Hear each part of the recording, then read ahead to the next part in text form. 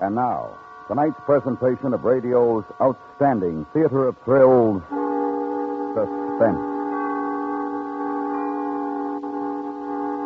Tonight, we bring you a story of a cross-country bus and the safety of a nation that rode in it. We call it Classified Secret. So now, starring Parley Bear, here is tonight's suspense play, Classified Secret.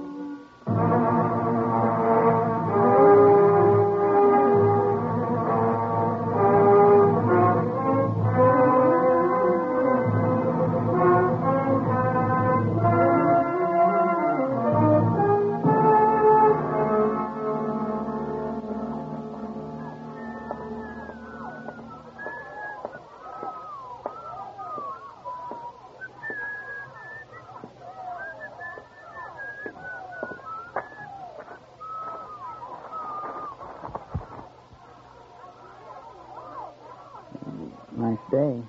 Yes. Kids sure know it's getting on to Christmas. Look at them. I've been watching them. Yeah. Kind of glad, though, I haven't got any. Oh? Well, world conditions, things the way they are. Who wants to bring a kid into it? I suppose so. You have a match? Oh, sure. Here you are. Thanks. Have you got it? What's the matter? Oh, you don't look the type. I almost hoped you weren't. Have you got it? With me? No. But I'll take you to where it is. All right. The money's in 10s, 20s, and 50s. In the sack with the groceries? Yes, I thought it would be safer that way. Yeah, I guess so. How much? 10,000. 10. Well, that's what you agreed to. Mm-mm. I said 20. I was told 10. They made a mistake then, didn't they? Sorry. What are you trying to do? Nothing. Not a thing. I was told you were with us. I am. But I get paid for it, too, don't you? Well, I can't sit here any longer. We might be watched. Will you please give me... Sorry, it was a misunderstanding. But... Unless you want to take me to the head man. Maybe he can straighten it out. I haven't got any instructions for that. How can I reach you? Well, as of about 2 hours from now, you can't. I'm leaving town. Will you give us 24 hours? It'll take that long. I'm sorry. If you can't pay what I want, there's somebody else who will. I'm going. Okay. So long. I was sitting on a bench in a little park in North Hollywood, California. The late fall sun was warm, and for a change, there wasn't any smog in the air. I watched the woman I'd never seen before walk off down the path. She was headed for the avenue and some cars parked beyond the trees. I thought how nice it would have been if she were just a woman in the park, nothing else. I waited until she was out of sight, then I got up and walked away in the opposite direction.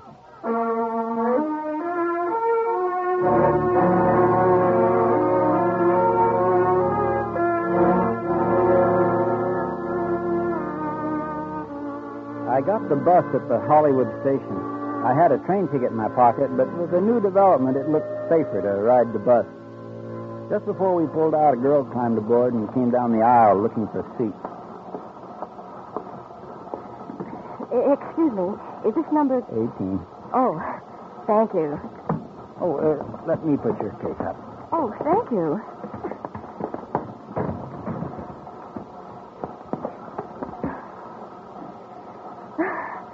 I was afraid I was going to miss it. Yeah, I know how it is.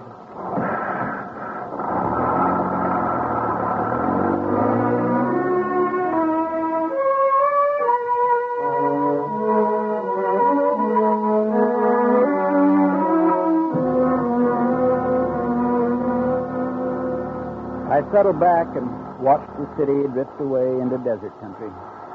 As buses go, it was pretty quiet. There was a 67-year-old kid with his mother a couple of seats forward, but he dozed off almost as soon as we got running. I took a look at the girl sitting next to me. Oh, not in the way you might think. But because in my business, you get to learn to look at people. You never know who it might be. She must have felt me watching, and she lowered the magazine she was reading. Would you care to look at one of these? Oh, that's nice of you. I always forget to buy them. This one's a mystery. I don't usually read them, but on a long trip, they kind of pass the time away. Yeah, they do. How far are you going? New York. Oh, that is a long trip, all right. I'll say. I haven't been back for 10 years. Bet it's changed. I guess so.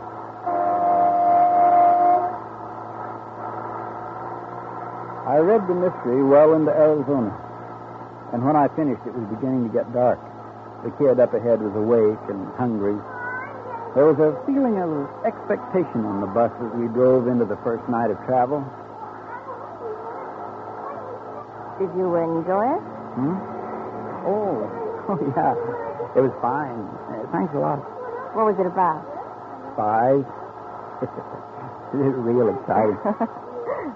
I like spy movies sometimes. But I think they do so many of them. Well, you read about it in the papers all the time. I don't know, you think people would get sick of it. Yeah, I guess you're right. They're exciting, like you say. But I bet it isn't really like that. Yeah, I doubt it. Oh, say, my name's Charlie. Charlie Rader. Oh, how do you do? I'm Julie Spaulding. Hi. That kid sounds as hungry as I am. We ought to be stopping soon. I hope so.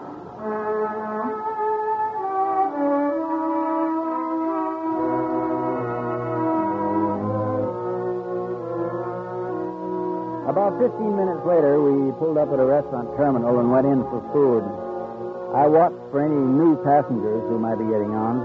I didn't see anybody, and as soon as I finished my sandwich and coffee, I sent a telegram to New York, then got back on the bus.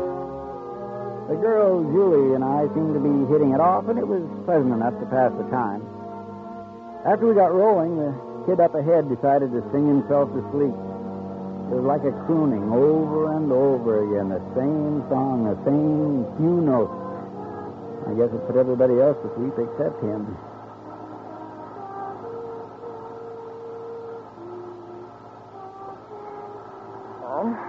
Makes you sleepy, doesn't it? Yeah. Reminds me of when I was a kid. I used to do that. Kids are funny. How? I don't know. I'm going back to New York for my sister's wedding. She's getting married next week. She says she wants lots of kids. I don't know. Yeah, I know what you mean. Mind if I ask you something? I don't mind what. Are you married? No. I don't mean it the way it sounds. I'm always interested in trying to guess about people. Now, I would have figured you were a married man with maybe 2 or 3 kids. No, I'm not married. I hope you don't think I'm nosy. No. Well, that kid singing fixed me. I'm taking a nap. Good night, Charles. Good night.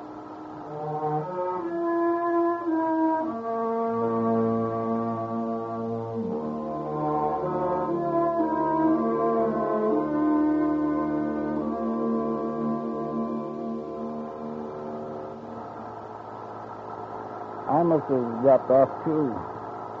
And when I woke up, she had her head on my shoulder. A lock of her hair was falling over her closed eyes. And then I knew something was different on the bus. Somebody on the other side of the aisle, watching. Excuse me, mister.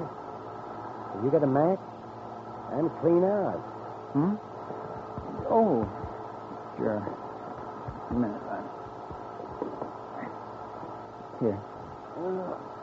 Thank you. No, keep them. Oh, fine. Thanks a lot.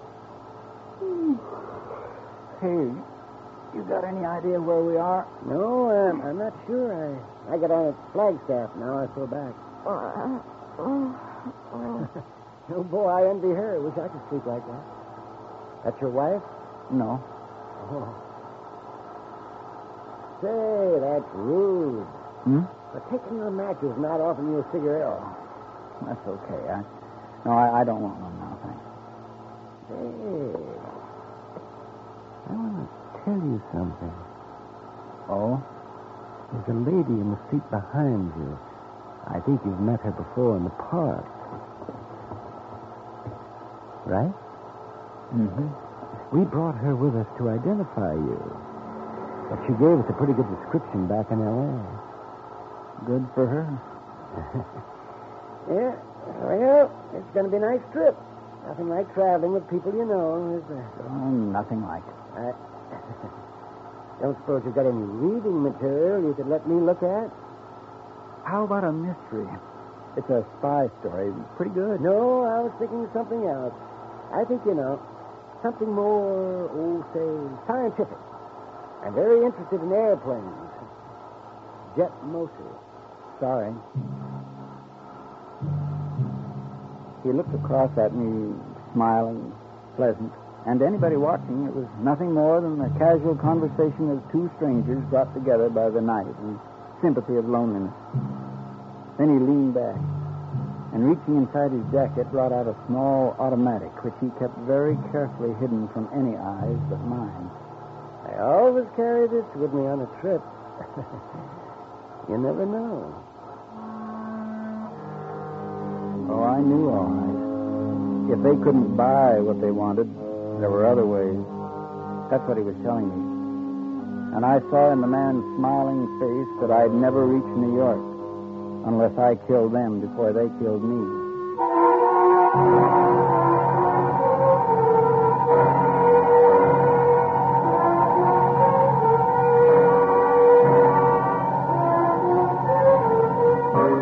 You're listening to Classified Secrets, tonight's presentation in radio's outstanding theater of thrills, Suspense.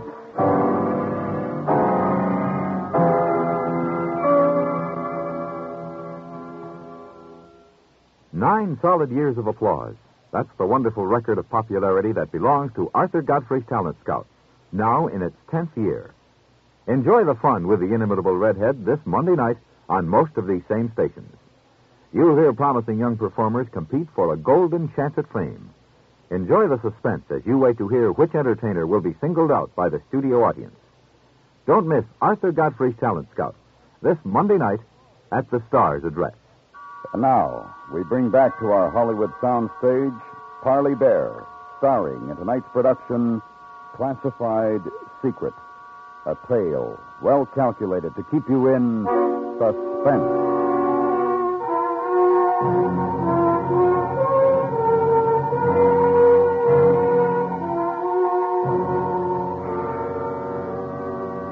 Julie and I had breakfast somewhere in New Mexico. The woman from the park and the man who carried the small automatic sat in a booth while we ate at the counter. I'd thought about things most of the night, and I decided to tell the girl. Not too much, but enough so that she might be able to help. And I knew I'd need some help.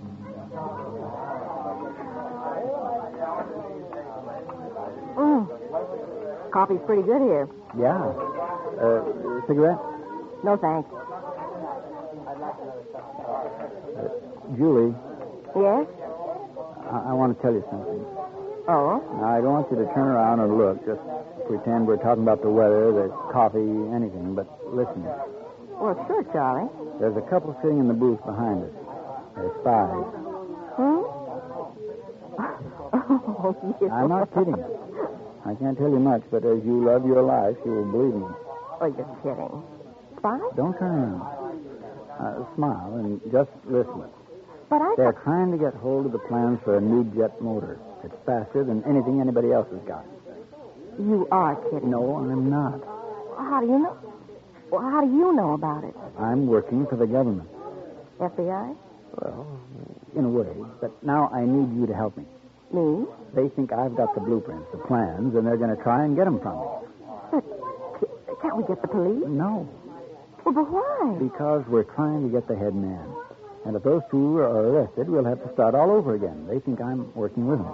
But I got tough about the money off it, so now they're going to try and get rid of me and get the secret for nothing. Did they follow you from L.A.? Yeah, they got on during the night in Flagstaff. All right, folks, let's go. I don't see. Well, what can I do? Just stick with me. I'll explain at the next stop. We can't talk about it on the bus because she's sitting right behind and he's across the aisle. Listen, are you pulling my... No. No, you're not, are you? I'm not.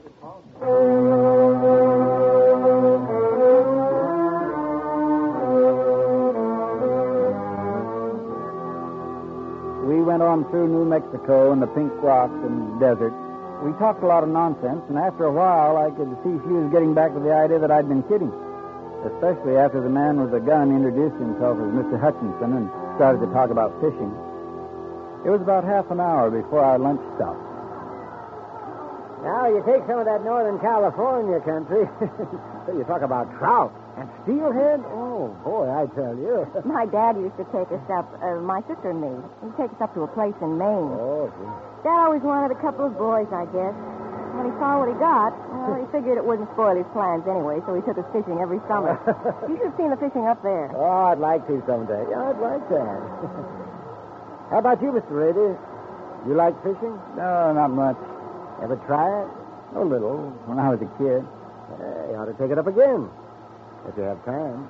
Well, I might do that. You know, if a man had a little money put away, he could do a lot of fishing. Oh, boy, that's the way to live. Have about, say, $10,000. Go all over the country, fishing, no work, no worries. How's that sound, Miss Spaulding? What a life. It would take more than 10,000. Oh, I don't know. 10's better than nothing. Say, did you ever remember the road? They went on talking, and I did some thinking. He was smarter than I'd thought. Looked like a nice, average guy and behaved like one. That's one thing I'd learned. The more ordinary you can be, the less you're going to be suspected. And these people had it down to a science. It wasn't going to be easy because I was going to have to convince Julie all over again. I could see that. My chance didn't come until that evening after our dinner stop. By that time, the woman in the park, who went by the name of Lisa Nyland, Hutchinson, the girl, and myself, all four of us were buddies. We pulled up over the Colorado border. There was some kind of trouble up ahead, a slide or a wreck.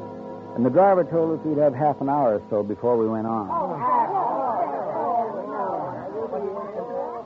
You want to take a walk for a while? There's a cafe a couple of 100 yards back. I'll give you a call when we're ready to move on. Here, watch your step, Julie. Oh, thanks.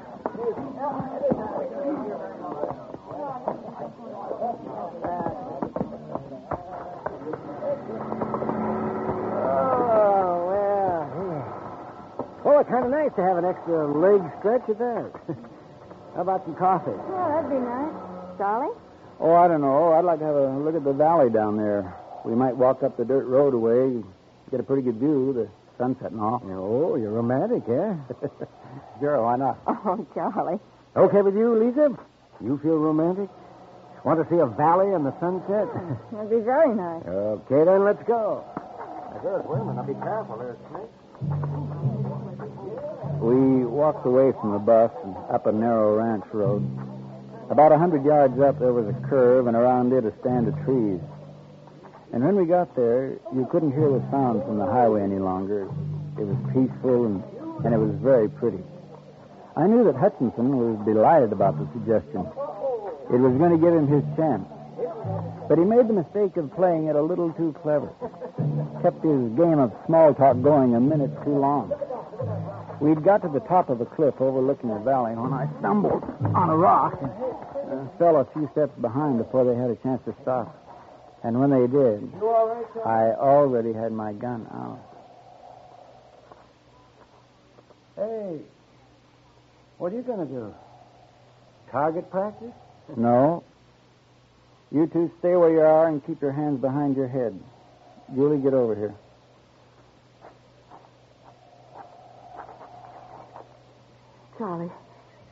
Charlie, are you sure? They seem... I know what they seem. Now, look. I don't want to do this, but it's you or me.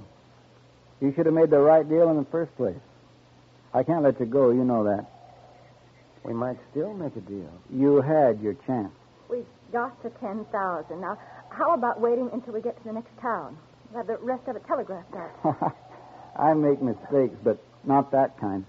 If you told us what you wanted, we might have been able to get the 20,000 for you in Los Angeles. Turn around. Both of you. Well, wait a minute. We're all in this together. We all want the same thing. You figure you can get more money from the people in the East. Okay, give us a chance to get it for you. We're in contact with them. Turn around. Well, they give us our orders. What difference does it make? Look, you shoot us. What do you think they'll do? They won't let you get away with that. They'll kill you. Charlie, you can't just shoot them. Turn them over to the police. You can't just shoot them. Be quiet. He can't tell the police. Julie, he's with us. Only he wants money out of it. And he thinks he'll get more from the head man in the East. Turn around, and I'm not going to say it again. Charlie, don't. I know you've got a duty, but you can arrest them, please. You could still. I told you to be quiet. Arrest? Arrest? Listen, Ray, dear. You're not going to... Oh, you're not going to kill us over 10,000? Why, that's murder. Even if... Miss Nyron dropped instantly. Hutchinson held his middle for a second and tried to keep his balance. I shot him in the back of the head.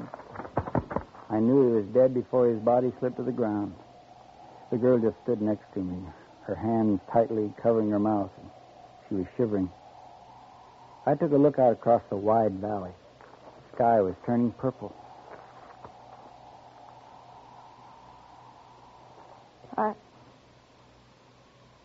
I've never seen anybody killed before. I'm sorry. Couldn't you have arrested them or something? Couldn't you? Did you have to? I had to. They wouldn't have stopped at killing both of us if they'd had the chance. What are you going to do? What are you going to do now? I've got to get the money for evidence. What are you going to tell the driver? We'll ask where they are. Charlie? Driver's going to wonder where they are. Charlie, what are you doing? I've got to put them over the cliff. Oh, no. No. I've got to. Oh.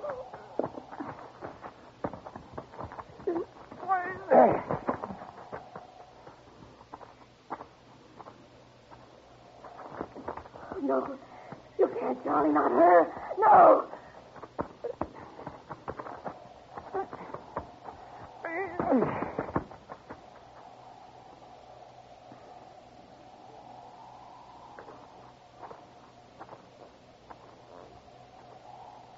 All right. Come on.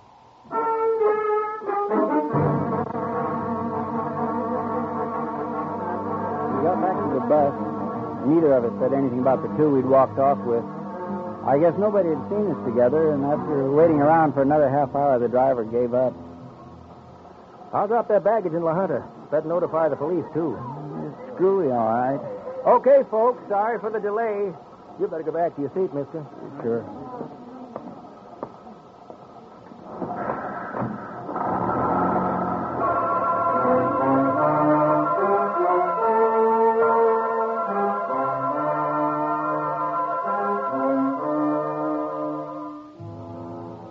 I was starved when we pulled into the depot at La Junta. I'd already made up my mind to lay over and take a detour on another bus. The girl wasn't going to be able to keep quiet much longer, and I had to get rid of her. We got out of the bus, and two men were standing alongside waiting. Just a minute, please. We're special agents for the FBI. Search him, Larry.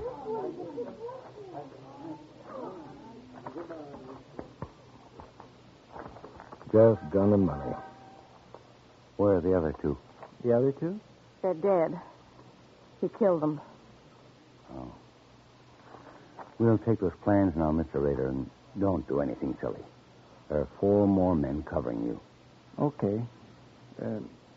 It's in my shoe. You want me to take it off now? Please. All right. I've got terrible balance. Mind if I lean on you? No. Thank you.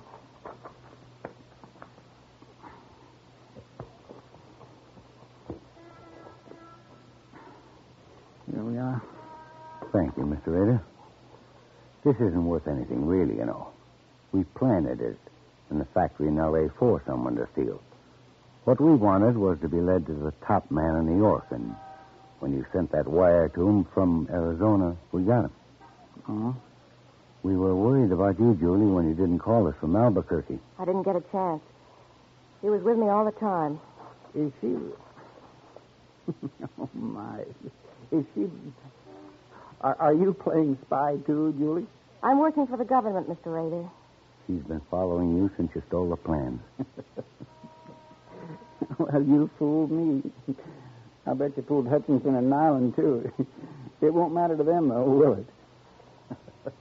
Well, that's the way it goes. Take him away, will you? I had to watch him murder those two. I don't want to hear him laugh about it. Come on, Rita. We've got a car waiting. Sure. So long, Julie. Nice to have met you.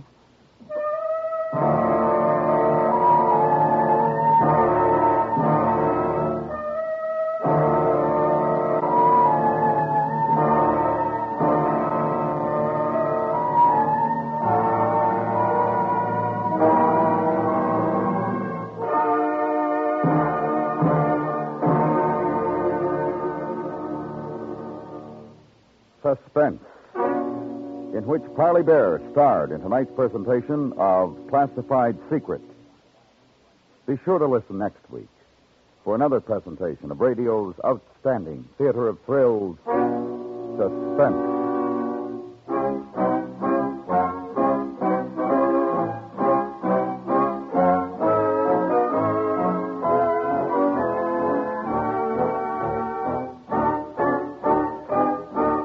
Suspense is produced and directed by Anthony Ellis, who also wrote tonight's script. The music was composed by Lee Stevens and Lucien Morwick and conducted by Wilbur Hatch. Featured in the cast were Virginia Eiler, Charlotte Lawrence, Richard Beals, Howard McNear, Charles Seal, and Jim Nesser. Listen Friday night for the 21st Precinct. The hard-hitting 21st Precinct police will give us another graphic view of big city protectors at work.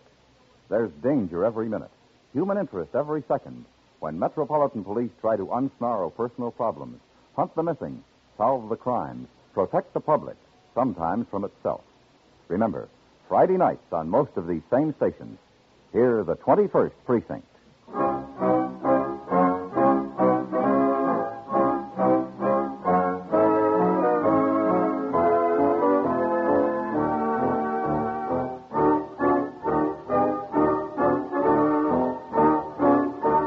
Thrill to Gunsmoke every Saturday and Sunday on the CBS Radio Network.